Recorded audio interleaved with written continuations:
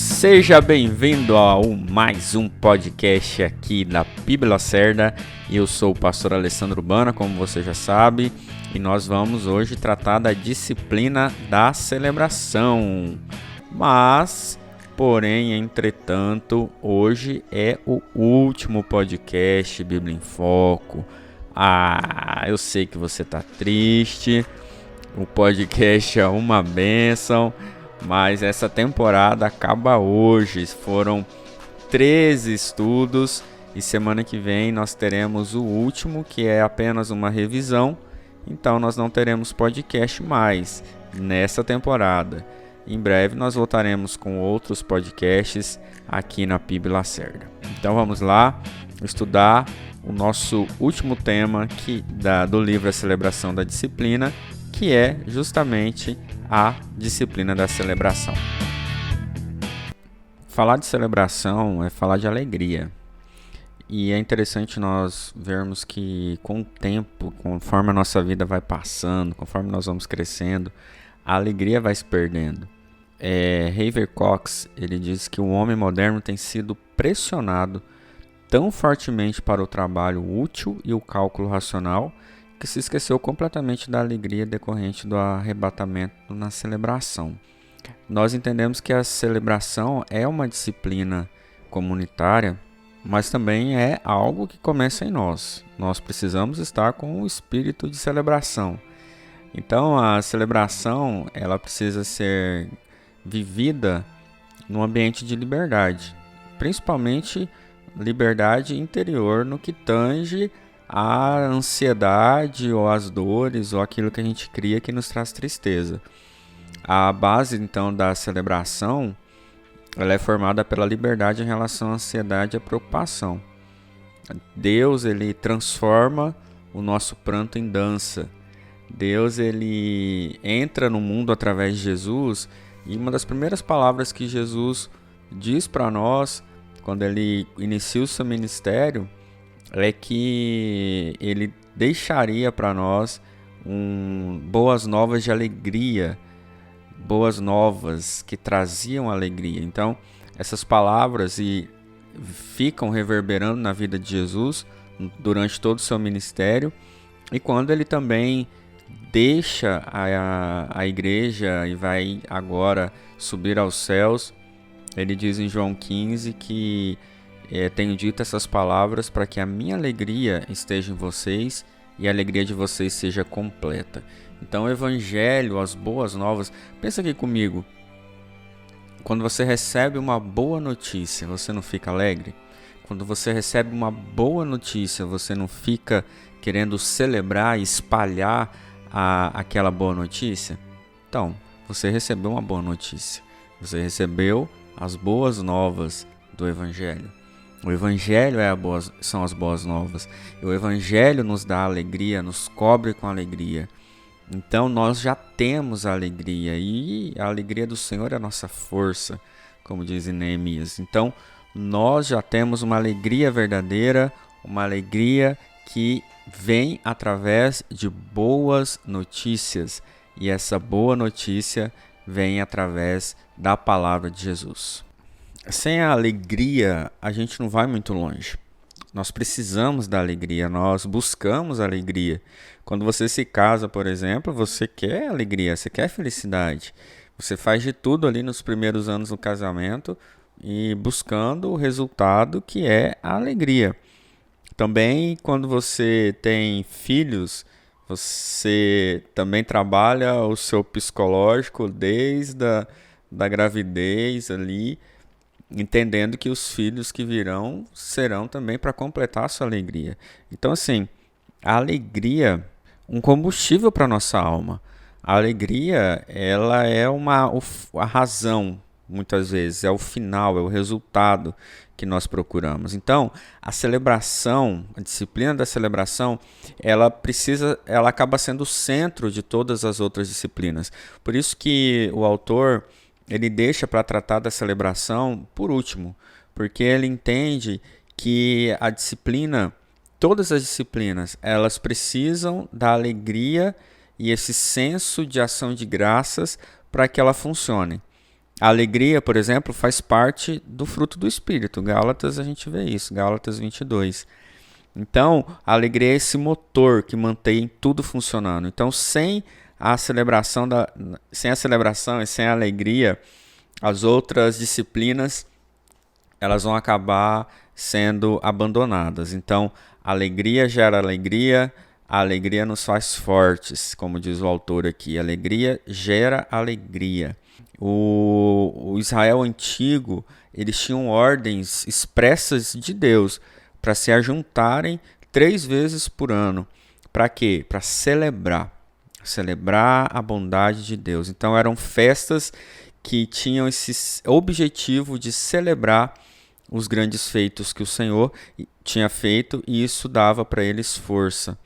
Então, a ordem do Senhor é para que nos alegremos, para que nós possamos celebrar. Nós falamos um pouco sobre a disciplina da adoração, e quando nós estamos como igreja, aí no seu grupo da Doce, ou na igreja no momento de culto de celebração, nós já chamamos de culto de celebração justamente por isso, porque é o momento onde nós temos a oportunidade de celebrar a bondade de Deus. Então, qual é o caminho para a alegria? O autor traz uma resposta para isso. Ele fala que o caminho para a alegria se chama obediência. Então, Jesus ele nos direciona de que não há como ser feliz se nós não formos obedientes.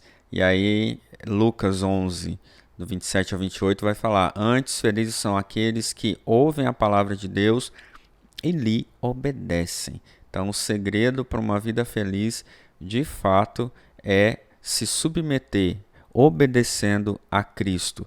E a consequência disso, então, é a alegria. Então, sem obediência, a alegria é artificial. Para trazer a celebração à tona, diz o autor, a obediência precisa ser intermeada num tecido comum da vida diária. Do contrário, a celebração será como um metal que soa. Por exemplo, a maneira de viver de alguns cristãos impossibilita qualquer tipo de felicidade no ambiente doméstico. Mas depois vão para a igreja, cantam hinos e oram no Espírito, esperando que Deus de alguma maneira lhes infunda alegria ao encerramento da jornada diária. Estão à procura de algum tipo de transfusão celestial que passe ao largo da tragédia do cotidiano e lhes dê alegria.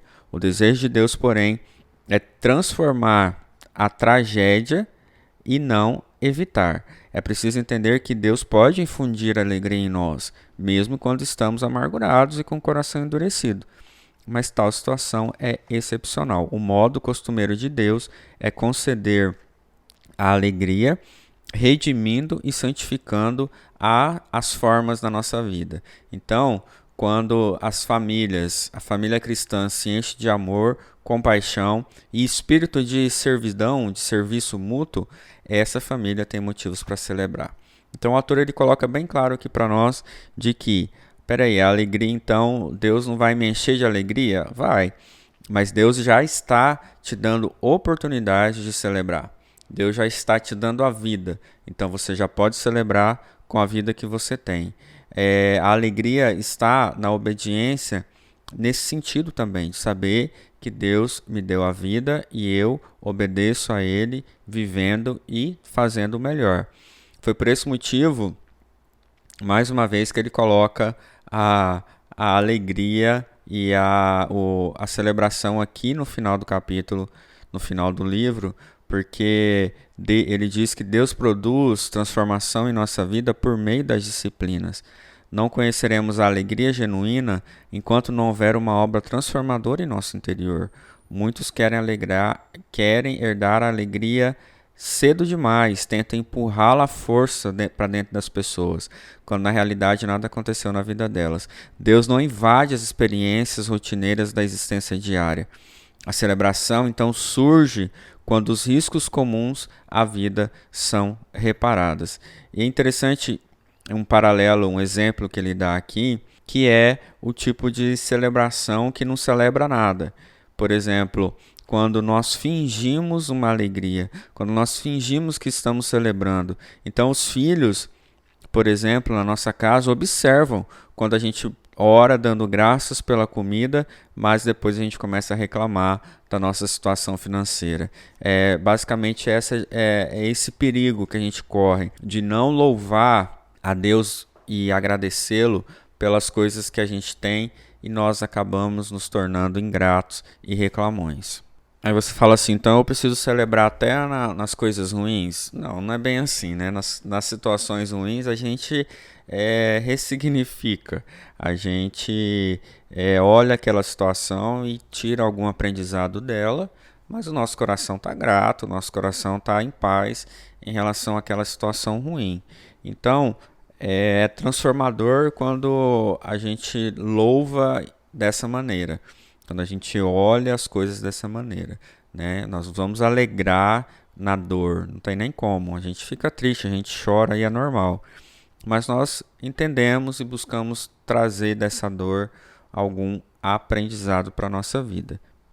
O apóstolo Paulo, lá no famoso texto dele de Filipenses 4, ele fala: alegrem-se sempre no Senhor. Mas aí você se pergunta, como que a gente vai se alegrar? E aí ele continua dizendo, não andem ansiosos por coisa alguma. E aí, na nova tradução da linguagem de hoje, vai falar, não se preocupem com nada. Em tudo, pela oração e súplicas e com ações de graças, apresentem seus pedidos a Deus. E qual é o resultado disso? É que a paz de Deus, que excede todo entendimento, guardará o coração e a mente de vocês em Cristo Jesus. Para uma alegria verdadeira, para uma celebração de fato, como a gente está vendo aqui, ele fala dessa necessidade de não nos preocuparmos, né? De não ficar cheio de cuidados com as coisas e tudo mais. E aí é um desafio para todo mundo, porque desde pequeno nós somos treinados a tomar cuidado com as coisas, né? A cuidar das coisas, a se preocupar com algumas coisas. E aí o apóstolo Paulo vem, e Mateus 6:25 também vem e diz para que nós não andemos ansiosos. Essa celebração despreocupada, ela é necessária porque ela traz para nós alegria, ela traz para nós a despreocupação, e aí é onde nós ficamos livres, inteiramente livres para depender de Deus e a provisão que vem dele. E como que a gente consegue isso? O apóstolo Paulo diz que nós vamos conseguir pela oração e pelas súplicas, com ação de graça. Então é por meio da oração que nós podemos viver um espírito de celebração despreocupada. E aí ele continua dizendo em Filipenses 4:8 que além de orarmos, além de pedirmos para o Senhor e levar a Ele nossas preocupações, precisa também haver uma transformação, uma mudança na forma como nós pensamos. E aí ele traz aqui o que nós precisamos pensar, que são coisas verdadeiras, nobres, corretas, puras, amáveis e de boa fama. Filipenses 4:8. Então, tem aí um caminho estabelecido por Deus para a alegria. E esse caminho passa pela mudança do nosso pensamento. E a mudança do nosso pensamento faz com que nós vejamos a nós mesmos diferente, vejamos a Deus de outra forma, como Ele deve ser visto, e enxergamos a vida também por essa lente verdadeira, correta, pura e amável e de boa fama. Então, é uma decisão que nós precisamos tomar, de voltar a nossa mente para as coisas mais elevadas da vida, e por isso que a celebração é uma disciplina. Então, ela não vem do nada.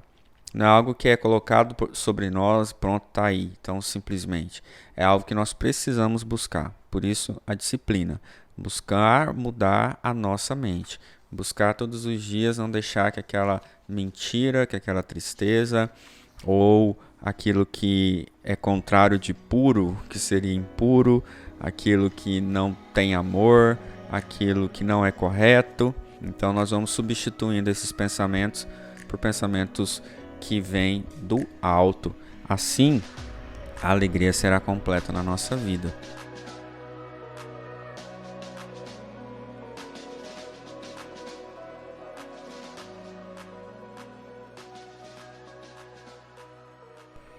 Ficar chato, ficar ranzinza é um risco ocupacional dos cristãos, muito religiosos, mas não deve ser assim. Entre todas as pessoas devemos ser as mais livres, vivas e interessantes. A celebração adiciona um tom de alegria, festividade e contentamento à nossa vida. Afinal, Jesus alegrou-se de forma tão plena na vida que foi acusado de ser beberrão e glutão. Alguns se confinam a uma existência tão azeda que nem mesmo podem ser acusados de coisas assim. Olha só o que Richard está dizendo para nós aqui. E a disciplina da celebração, queridos, então ela traz um pouco mais de graça, de leveza para a nossa vida. É terapêutico, é renovador cultivar um apreço grato pela vida. Também é terapêutico você rir, dar risada, você conversar e relaxar e desfrutar das coisas boas que a vida nos dá.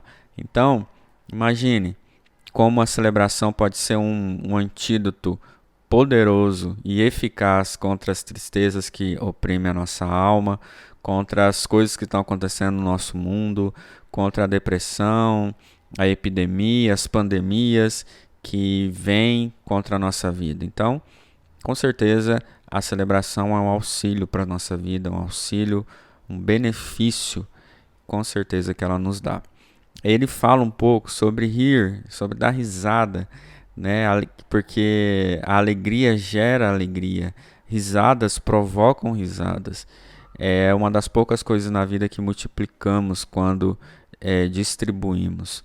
O humor é sempre um companheiro. Então nós precisamos trazer essa alegria, rir de nós mesmos, rir de algumas situações, criar situações onde nós possamos dar risadas. Tudo isso faz parte, são os benefícios então da celebração. Então, como praticar a celebração em comunidade, né? Como nós estamos falando aqui, é uma disciplina comunitária. Então nós vamos praticá-la com certeza em momentos de celebração, na igreja, na célula, em momentos onde nós vamos estar orando juntos. E isso é feito pelo canto, pelos brados de alegria, pelos aplausos, pelos hinos, pelos salmos. E aí o Salmo 150, por exemplo, ele fala sobre celebrar o Senhor com os instrumentos, né? Trombeta, lira, harpa, tamborins e também com o corpo, com as danças, e fala sobre as formas de celebração e de louvor.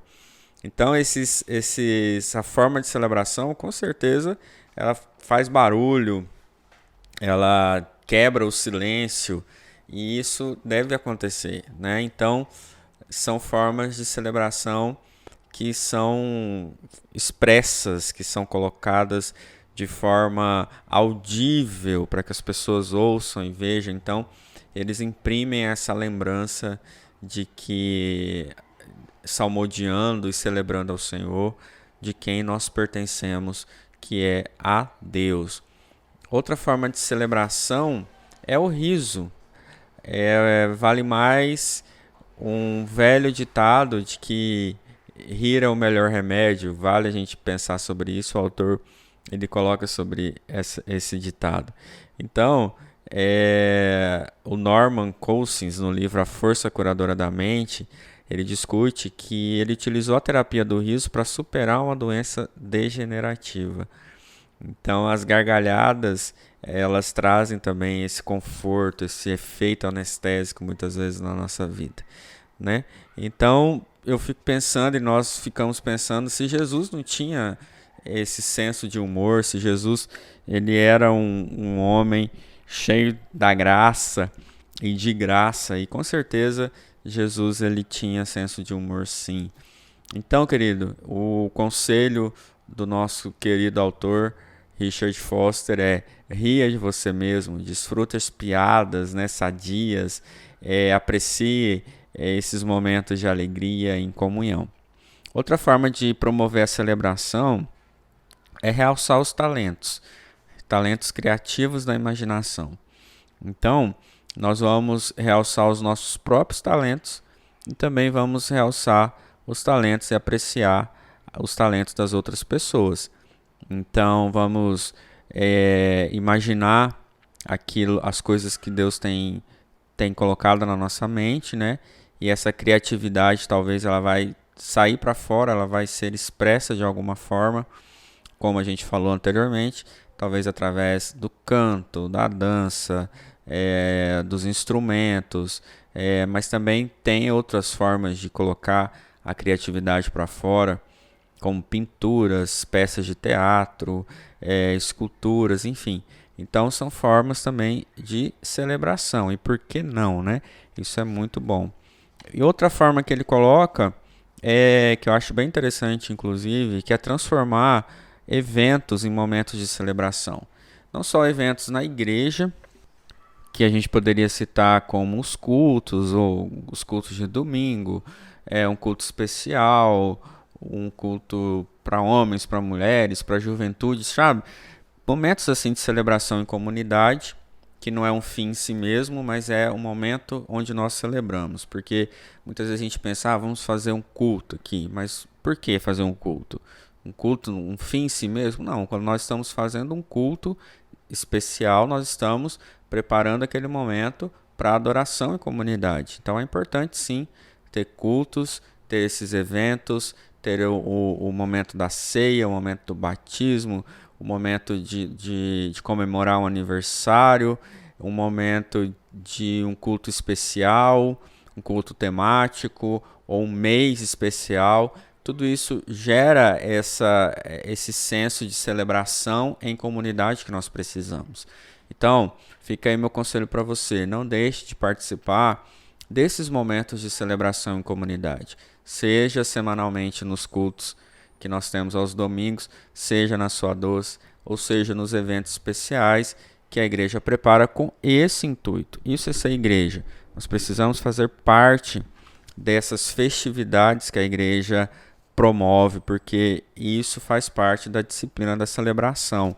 E é importante nós termos isso na nossa vida.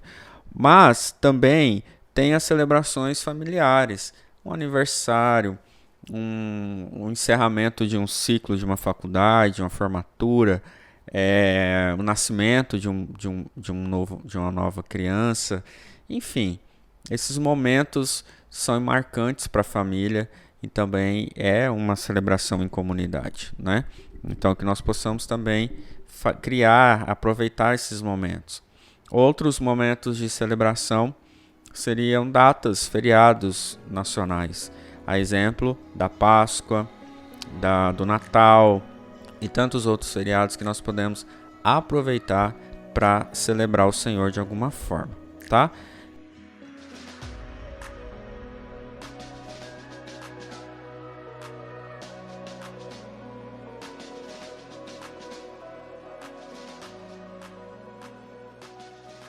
Então a disciplina da celebração ela é simples, profunda, é a alegria que vai fazer com que seja gerada todas as outras disciplinas. A celebração ela nos dá força, diz o autor, para vivenciar todas as outras disciplinas.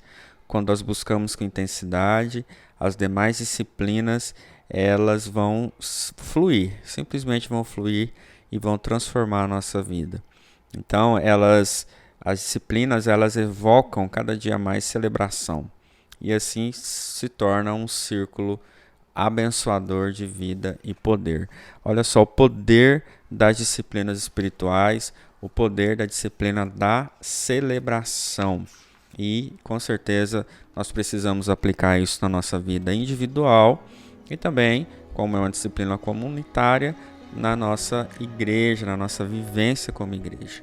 Tá bom? Então, que você possa colocar a disciplina da celebração na sua vida.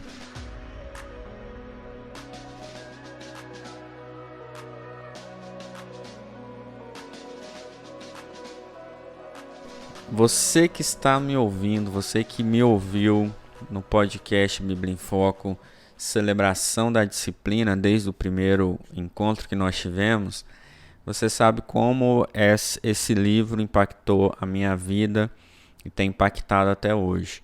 E a vida da igreja, se nós entendermos e vivermos essas disciplinas, muita coisa vai ser diferente na nossa vida. E eu quero aqui encerrar esse podcast hoje lembrando para você todas as disciplinas que nós estudamos até aqui. Esse livro maravilhoso, ele tratou das disciplinas espirituais como um todo, como uma porta de entrada para a liberdade.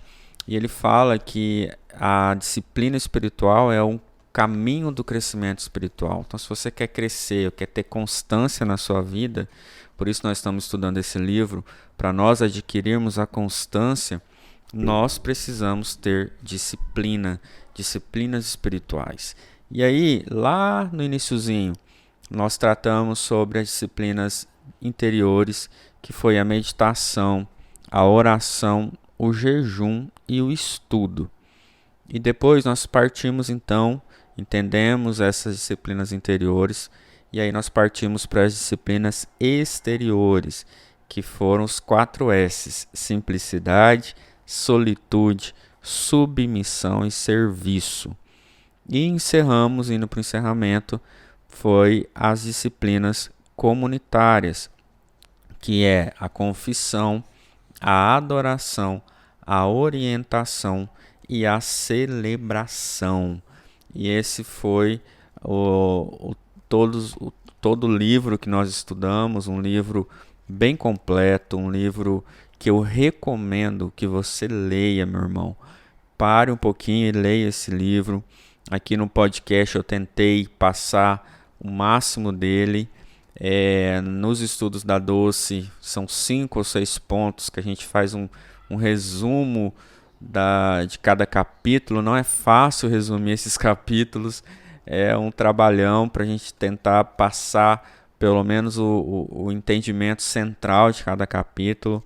Então, assim, passa muita coisa, né, que eu não consigo colocar por escrito lá no boletim, no estudo da Doce, e também não consigo falar tudo aqui em meia hora, 25 minutos no podcast. Então, minha recomendação para você, Igreja do Senhor Jesus, leiam esse livro, Celebração da Disciplina, O Caminho do Crescimento Espiritual, do Richard Foster.